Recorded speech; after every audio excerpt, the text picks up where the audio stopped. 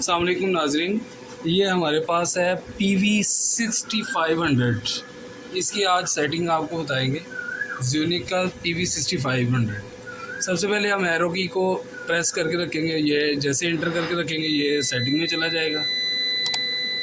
ये सेटिंग में चला गया। सबसे पहले हम देखेंगे पहली वाली सेटिंग में। पहली वाली सेटिंग के अंदर जो है हम SUB रखेंगे, यानी सोलर फर्स्ट, बाद में यूटिलिटी यूज़ होगी, उसके बाद बैटरी यूज़ होगी। अगर हम इसके अलावा दूसरी सेटिंग करते हैं तो उसमें ये होगा SBU होगा, सेलुलर फर्स्ट होगा, बाद में बैटरी यूज़ होगी, बाद में यूटिलिटी यूज़ होगी। उसके बाद होता है MKS भी नहीं हम रखेंगे। सबसे बेहतरीन सेटिंग ये SUB है। दूसरी सेटिंग जो है हम इसको कितना करंट से चार्ज करवाना चाह रहे हैं। हम इसको, चूँकि हमारे पास ट्यूबुलर बैटरीज़ हैं, आप देख सकते हैं हमारी 2 ट्यूबुलर बैटरीज़ हैं। इन 2 ट्यूबुलर बैटरीज़ की वजह से, चूँकि ये बड़ी बैटरीज़ हैं, इनको करंट ज़्यादा चाहिए चार्ज होने के लिए। हमने इसको 30 एम्पीयर से चार्ज करवाया है। उसके बाद हम चलते हैं तीसरी सेटिंग में। हम इसको करंट कौन सा देना चाह रहे हैं। आप 230 220 वाला कौन सा करंट, UPS वाला हमने दिया है। इसके अलावा भी हम चेक करते हैं कौन कौन सा है। ये देखें जी, APL यहाँ 220 वोल्ट के साथ चलेगा। ये UPS जो है 230 वोल्ट के साथ चलेगा। UPS वाली सेटिंग करेंगे। इसमें क्या होगा, हमारे पंखे वगैरह, लाइटें वगैरह जो है वो फ्लक्चुएट नहीं करेंगे। नेक्स्ट सेटिंग में चलते हैं 5 वाली। इसमें हम देखते हैं हमारी बैटरी कौन सी है। हमने फ्लडेड बैटरी रखी है, यानी पानी वाली बैटरी है हमारी। आप देख सकते हैं तेज़ाब वाली बैटरी है। इस वजह से हमने फ्लडेड यहाँ बैटरी की सेटिंग की है। नेक्स्ट के साथ जाते हैं 6 पे। हमने यहाँ चेक किया, हमारे पास है यहाँ ऑटो रिटर्न वाला, यानी कि हमने इसको ऑटो रिटर्न डिसेबल कर दिया है। अगर इनेबल करना होगा तो इसके अंदर फ्लक्चुएशन आएगी, इस वजह से हमने इसको डिसेबल कर दिया है। नेक्स्ट पे चलेंगे हम 7 नंबर वाली सेटिंग में। इसमें ऑटो रीस्टार्ट है। अगर करंट ओवर हो जाएगा तो ये रीस्टार्ट होना शुरू हो जाएगा, यानी कि ये बार बार फ्लक्चुएट करेगा, बंद होगा, चलेगा, बंद होगा। इसको भी हमने EHD कर दिया है, यानी इसको भी हमने डिसेबल कर दिया है। उसके बाद हमने चेक किया हमारे जो करंट होता है यहाँ तो 50 हर्ट्ज़ में होता है या 60 हर्ट्ज़ में होता है। हमने इसकी सेटिंग जो है 9 नंबर वाली सेटिंग में 50 हर्ट्ज़ पे रखनी है। 60 हर्ट्ज़ पे तब हम सेटिंग रखते हैं जब हमारे इंस्ट्रूमेंट्स हैवी लोड लेने वाले हो। हमारे चूँकि छोटे लोड है, इतना बड़ा लोड नहीं है, मशीनें नहीं चल रही, इस वजह से हमने 50 हर्ट्ज़ पे रखा है। इसके साथ हम 11वीं सेटिंग में आ गए। हमने ये यहाँ 11 नंबर सेटिंग में चेक करना है कि हमारी जो यूटिलिटी है, मैक्सिमम चार्जिंग। पहले हमने चेक किया था कि टोटल चार्जिंग, यानी कि सोलर से या किसी दूसरे भी, यानी कि वापडा से कितनी चार्जिंग से ये चार्ज करेगा। तो यहाँ जो है वापडा से सेटिंग बता रहा है कि यह 30 एम्पेयर से करना है, कितनी एम्पेयर से करना है। यहाँ हमने 30 एम्पेयर से रखा है। अगर आप ज़्यादा बार बार लाइट शट डाउन होती है तो आप यहाँ इंक्रीज़ कर सकते हैं। आप यहाँ एंटर करें और उसके बाद सेटिंग इसकी बढ़ा सकते हैं। यहाँ 40 एम्पेयर कर लें, 50 एम्पेयर कर लें, 80 एम्पेयर, 100 एम्पेयर तक मैक्सिमम ये चलता है, यानी इसका चार्ज कंट्रोलर। अगर आपकी बार बार लाइट जा रही है तो फिर आप बहुत ज़्यादा करंट भी दे सकते हैं, लेकिन बहुत ज़्यादा करंट देने से आपकी बैटरीज बहुत जल्दी ख़राब हो जाती है। इसलिए आप 30 एम्पेयर से रखें। जहाँ 1 घंटा लाइट शट डाउन होती है वहाँ आप 30 एम्पेयर, 40 एम्पेयर मैक्सिमम रख लें। उसके बाद हम जाएंगे, इसको हम 30 एम्पेयर पे रख देते हैं। ये सेटिंग हमने कर दी।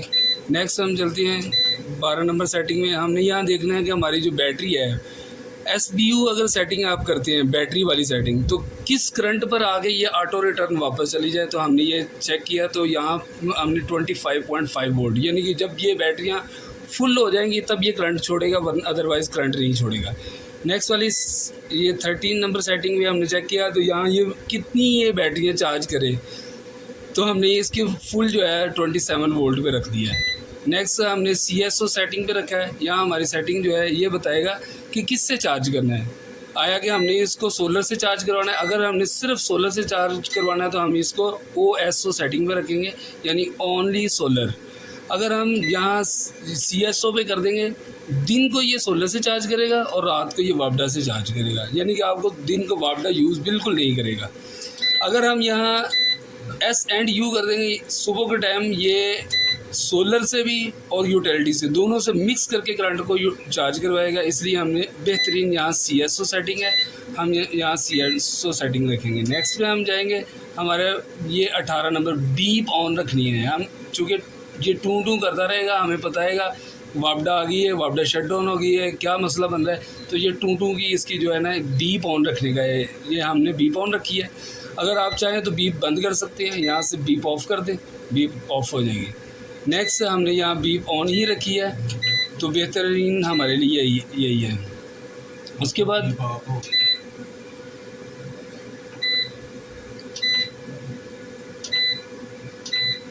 ये बीप ऑन हमने रख ली। इसके बाद हम जाएंगे 19 नंबर सेटिंग में। यहाँ 19 नंबर सेटिंग के अंदर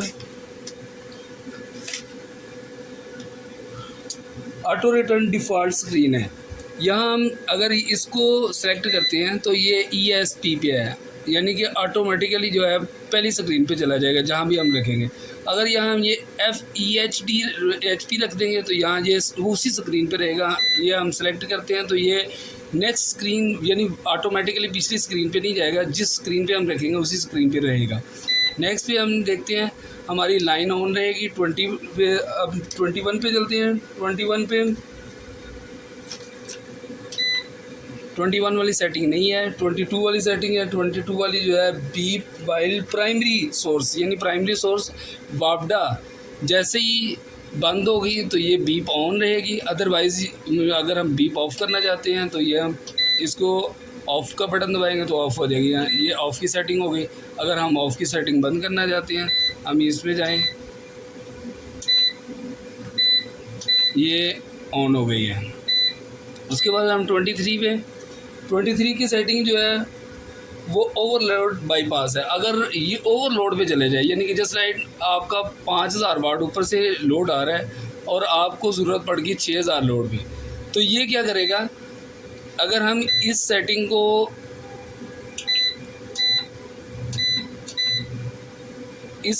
अगर हम ऑन कर देते हैं तो ये बाईपास कर देगा, यानी कि वापडा पर डायरेक्टली चला जाएगा, यानी सोलर को बिल्कुल छोड़ जाएगा। हमने इसको डिसेबल कर दिया। उसके बाद नेक्स्ट 25 की सेटिंग है। 25 सेटिंग जो है ये हमारी रिकॉर्ड फॉल्ट है। अगर हमारे रिकॉर्ड जो भी हैं यानी कि फ़ॉल्ट जो आते हैं उसको रिकॉर्ड करता है तो ये वाली सेटिंग हम ऑन कर देंगे। ये हमने सेटिंग ऑन की हुई है।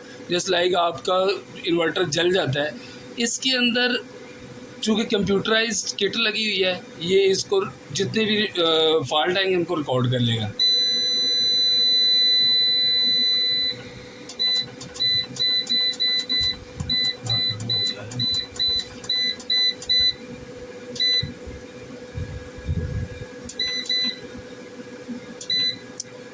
उसके बाद हमारी 26 वाली सेटिंग ये बल्क चार्जिंग वाली है। हमने अपनी बैटरियों को इक्वलाइज़ करवाना है बल्क चार्जिंग के साथ, तो ये हमारी सेटिंग है। ये इसको हम नॉर्मल रहने देंगे, ये जो कंपनी ने रखी है वही रहने देंगे। उसके बाद हमारी 27 वाली फ्लोटिंग चार्जिंग, इसको भी वैसे ही रहने दें। उसके बाद लो DC कट वोल्टेज। इसके बाद जाएंगे हम 29 वाली सेटिंग में। हमने यहाँ अपनी वोल्टेज रखने हैं कि किस पर जो है बैटरी को करंट बंद कर दे। अदरवाइज़ अगर बिलफर्ज हम 20 वोल्ट से भी कम कर देंगे तो ये हमारी बैटरियाँ ख़राब हो जाएंगी।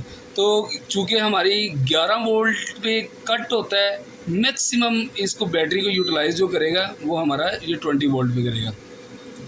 30 नंबर सेटिंग के बाद हमारे आ जाते 31 सेटिंग। चूँकि 31 जो है इसमें इक्वलाइजेशन की है, हम उसको भी वैसे ही रहने देंगे। बैटरी इक्वलाइजेशन वोल्टेज की है, ये इसको भी वैसे ही रहने देंगे। चूँकि ये इक्वलाइजेशन है, ये ऑटोमेटिकली इसको इक्वलाइज़ करता है बैटरियों को। जब ये इसके अंदर डस्ट वगैरह लगना शुरू हो जाता है ये खुद ही इक्वलाइज़ कर लेता है।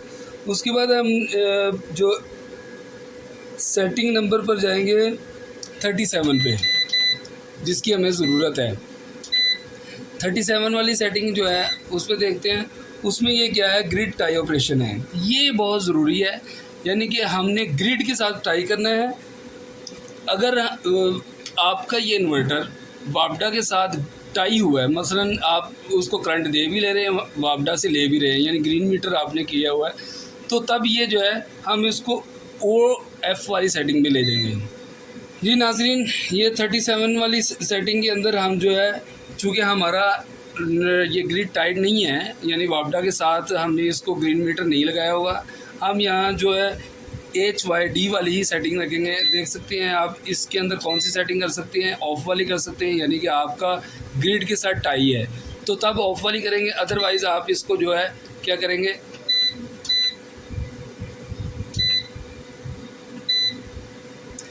इसको HYD वाली पे कर देंगे। ये हाइब्रिड वाली सेटिंग है, ये हाइब्रिड सेटिंग है, यानी कि ये बैटरियाँ, वापडा और सोलर को, ये तीनों को कंज्यूम करेगा। नाज़रीन, इसके साथ ही हमारी सेटिंग कंप्लीट हुई है। अगर आप सेटिंग करना चाहते हैं यूनिक PV 6500 की, ये बेहतरीन सेटिंग है नाज़रीन, ये सेटिंग ही आप करें। उम्मीद है इंशाल्लाह आपको कोई मसला नहीं आएगा। जी नाज़रीन, आप देख सकते हैं इसकी बेहतरीन सेटिंग होगी। जितना करंट ऊपर से आ रहा है उससे कम करंट जो है हमारा चल रहा है। इस टाइम हमारा इसके ऊपर जो करंट चल रहा है, कितने AC चल रहे हैं सर?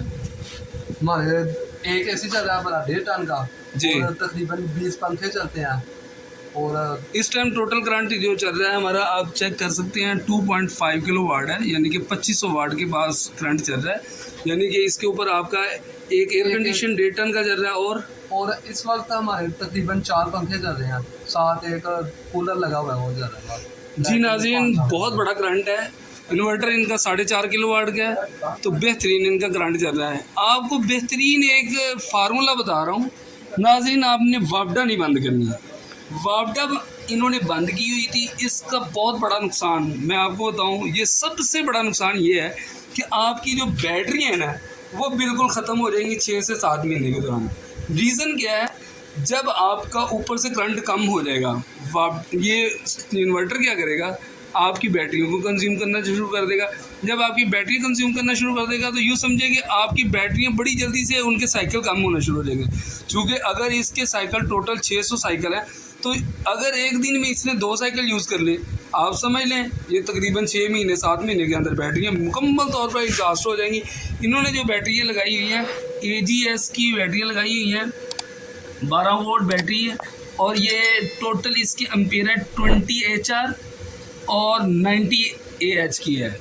यानी कि ये 20 घंटे तक ये बैकअप देती है इनके कहने के मुताबिक AGS। हालांकि AGS को मैं बिल्कुल प्रेफर नहीं करता, ये एक अच्छा ब्रांड होने के साथ साथ ये गंदा ब्रांड भी है।